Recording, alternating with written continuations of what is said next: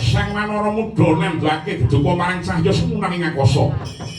Ingkang sejati niku srengenge. Mengkono Sang Manara Muda dihangimpun kiyatan ngirup surya nganti manjing jroning telak ira. Jagat raya dadi peteng dedek limengan.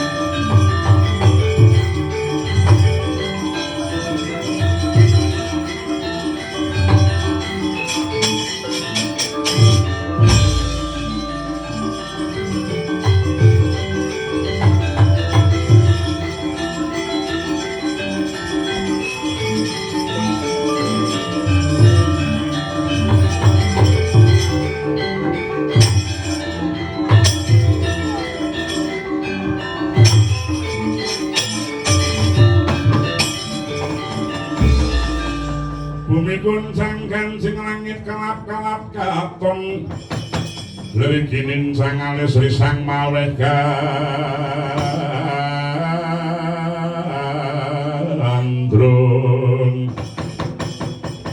sabareng kadulu wutir monyak maik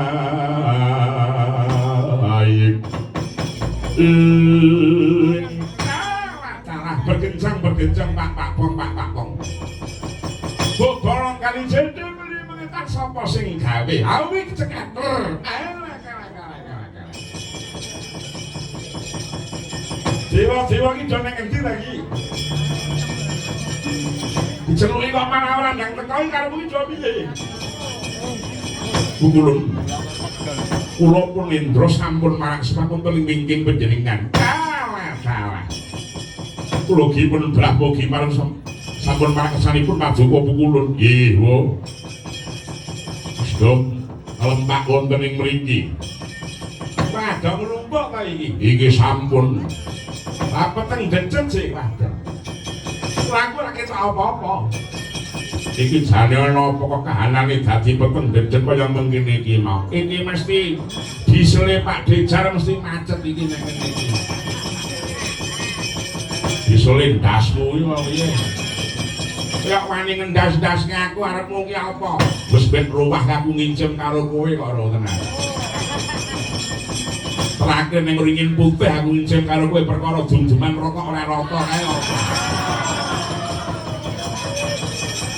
nyiji piye wis sing ora ngrokok ora diwenehi lah gue nek gampil sawit ora nang ringin putih kok lha iki ora nang ora gelem ngerokok kok kan menehi karo karepe abdidol dikutu sarung apa piye ayo kuwi wah kan karepe piye kaya ngene iki para Jawa kok kabeh nggih apa kok kan mangerteni apa sebabnya jagat iki mau suasanane dadi weteng sing ngene iki mau waduh Bukulun nampi palaporan saking salah satu galing Durhandara jagat dados peteng awit surya dipun unta kalian satunggaling titah ingkang wujudipun wanara sik srengenge nek diunta karo sawijining kethek karmu ki piye inggih Bukulun banjur kethek iki mau sapa arane kula mboten mangertosi Pak yen panjenengan kono para dewa kabeh wae ulun didhawuhi kinang merpati titah kuwi mau bangsa bareng nggon kita gawe cara dimene srengenge bisa bali meneh lan jagate dadi pandang kaya adate yang iki sendika lan samar kamoring sumpa sinung kaya dipanjeng asepi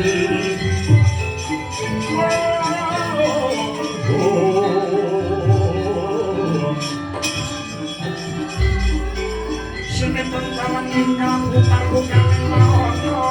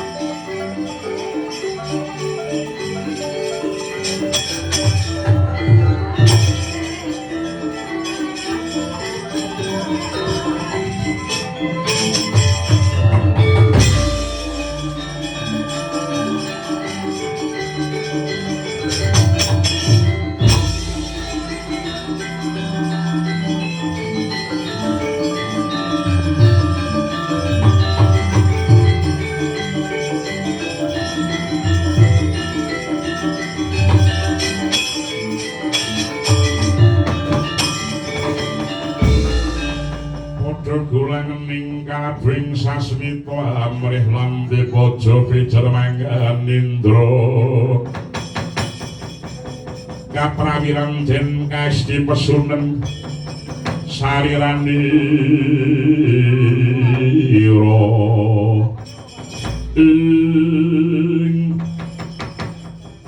jagat dewa Bathara wangun iki titah ingkang kumawani ngunta marang srengenge Gusti srengenge iki mau apa? Mau kalian kowe ora ngerti. Srengenge iki mau sumbering pepadang ing jagat raya iki. Sing bunder gedhe mau cahya padang iki mau jenenge srengenge ngono apa piye? Iya, kuwi jenenge srengenge. Yen pancen mengkono pancen tak anggoni aku sing muntah srengenge. Yen mengkono dalekno srengenge ana ing papane nek ora gelem apa njaluk tak ilangi nyawamu. Musik. Wiwit mau lagi pisane iki aku ketemu makhluk sing bisa kok jalma kowe iki bangsane apa? Ulun ki mau bangsane dewa. Lho. Dewa ki mau apa? Dewa ki mau sing mangreh isin-isin ing alam klebu lan kethek kaya dapurmu kuwi. Lho. Yen ngono aku ki kethek ngono. Wah, lagi ngerti iki nek aku iki kethek. Lah banjur jenengmu ki mau sapa? Jawa Tingkah Indran, aku Bathara Indra, kuwi sapa? Lho, kandhamu kok jarene aku iki kethek. Lah kok malah saiki malah takon ki piye? Ya pancene kethek nang iki lumrah satu sing bisa kok Jawa ki mesti duwe jeneng. Lah jenengmu ki mau sapa? Itu muling aku wae. Oh, ngono. Yen pancen mengkono sisan gawe aku takon marang kowe. Jenengku iki mau sapa lan asalku ki mau kok ngendi? Lah kepiye to cah iki? Karo jenenge dhewe kok ora ngerti iki piye? Waton Sulaya bae.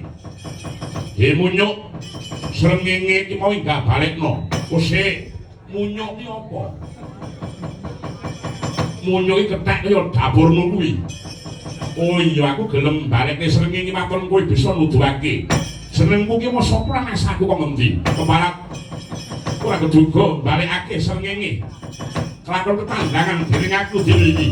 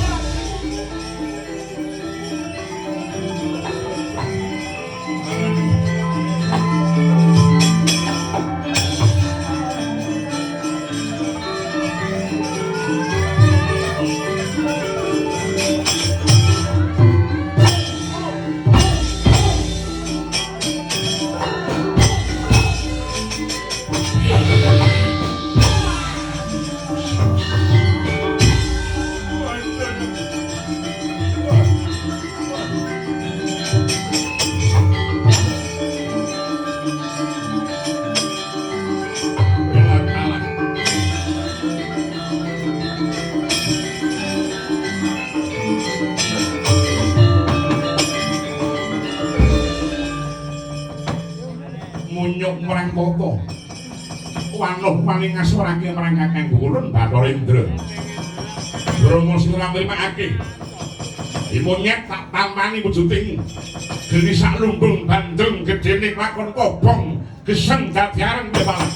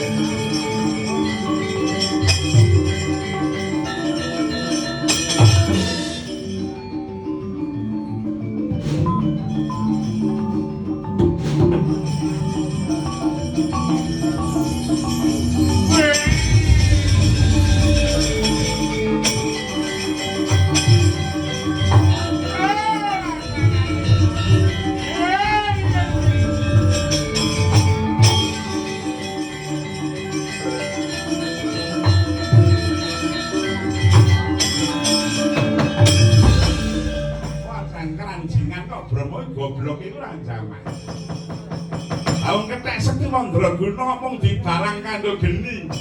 Geni dibalekke kabeh mulat narik. Ah, temburu barang iki micek barang.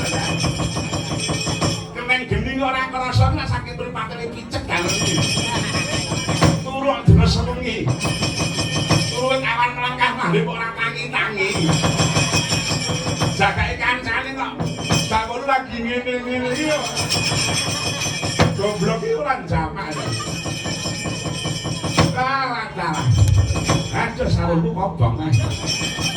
Maka sarung rombongan iki. Tukang klewer ya, Pak. Lagi aja cilak kok pripun iki adikku.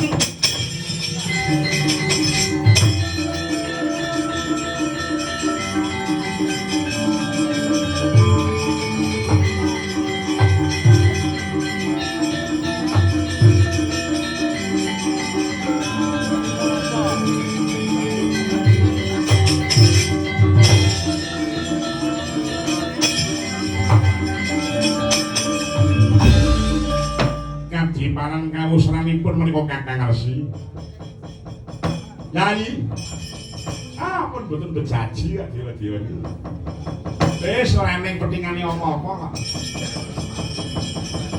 Angger mbok gawe iki ketoke ngantuk. Nek sing awasane iki lara. Asam lambunge kumat. Nek sing bojone iki ngidam nek kene-kene kok.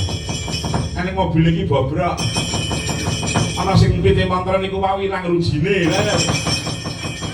Sinten menika temboro lah bajire. Ayo ngantase pit mantra ilang rujine ora krasa. Iki jatuh piye? Para jawata sami kasoran ning Adi Guru. Kakang Resi.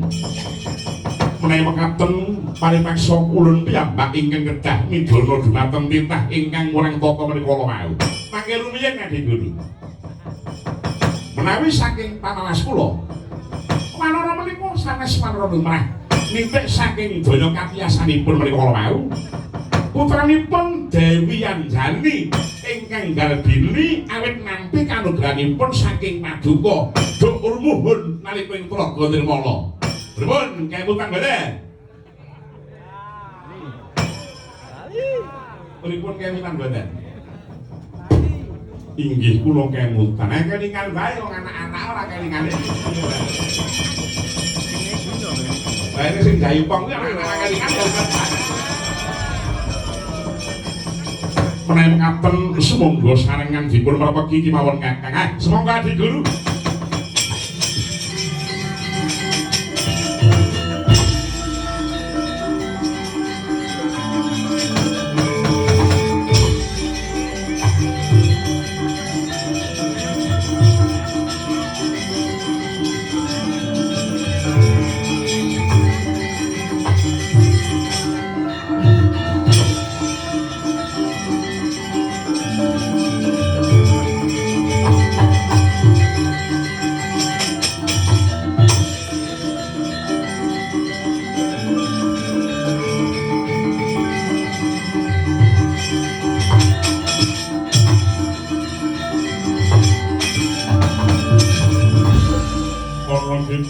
Sawing wengi teguh ayu lukuta ing lara lukuta dilahi kabeh jin setan kapan purun bana luwang banono ani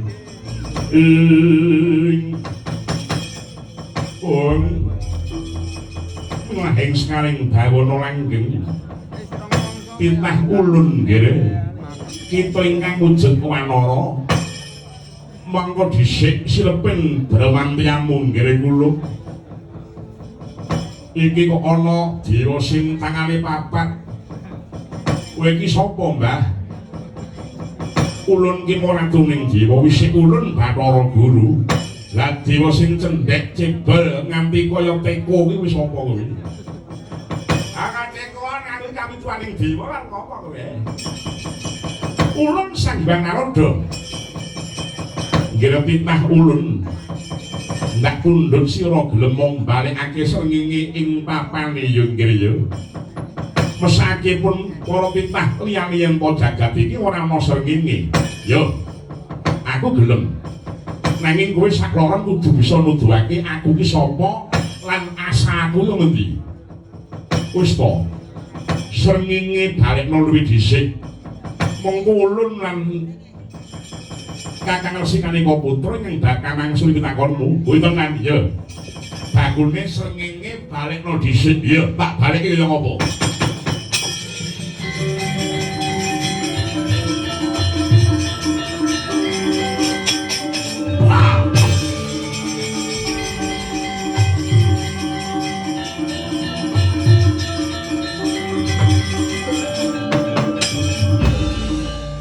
Wis Bungulun saiki tak tagih janjimu Kakang Naroda kepareng panjenengan ingkang medharaken kula nggih ngene ya nggih sejatine kowe iki mau putraning Dewi Anjani Dewi Anjani iki sapa Dewi Anjani iki ibumu ibu ki mau wong tuwa sing lairake kowe ana ing jagat iki banjur saiki ibuku Dewi Anjani ana ngendi ibumu Dewi Anjani wis seda sabubare nglarake marang jeneng kita awit ketrima kang dadi subratane satemah sedane moksa sakragane yen mengkono aku wis ora bisa ketemu kelawan wong tuaku meneh wis ora bisa nggih wong tuaku kuwi mau cacahe apa ya mung siji ibu Dewi Anjani kuwi tok apa isih ana tunggale wong tuamu kuwi mau lumrah ya loro ana ibune ya ana bapake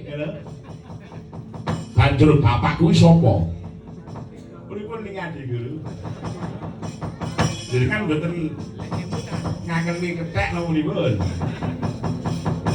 bapakmu kuwi mau ya dewa sing paling kanugrahan marang ibumu satemah ibumu garbini kowe banjur sapa dewane nek ora gelem ngakoni marang aku tak tutukane sirahe apa iki ora dadi bapak ya apa dikene bapak gelem ngakoni marang anake. Tapi ya guru ning atase ya dewane bagus anak-anak kethek. Ora liya jaba ya mung ning pengarepanmu iki kang ibu kula Bathara Guru.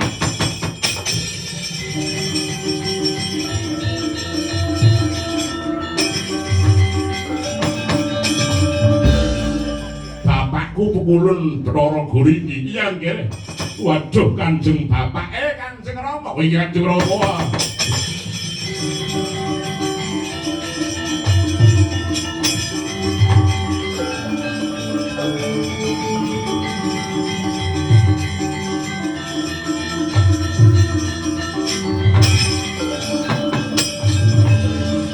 Waduh Kanjeng Rama.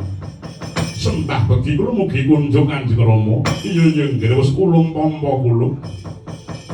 Rama pukulun lega tiasing manah kula dene kula sampun ngantosi sejarahing gesang kawula menika Rama. Iya kula malah samengkulun bakal paring pusaka bener. Aleh ning sira ki putrane Dewi Anjani. Kula sira bakal kapelah lisang Anjani putra. Lan napa pepiling anggon kita sembodo hangirup sarta hangunta srengenge. Kita bakal ulun paringi ketenger Hanuman kang tegese kang handhara dene uwang santosa nyatane kuwasa Hanunta Surya. Hanuman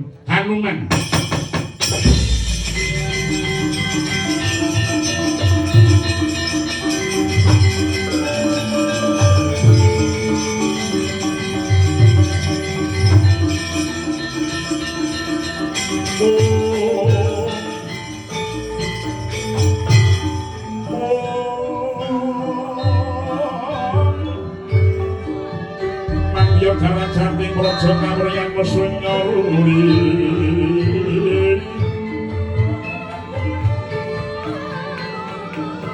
Abdi wala tiwas tuju sunsul no sarjaning kelu kalulen kolo tidur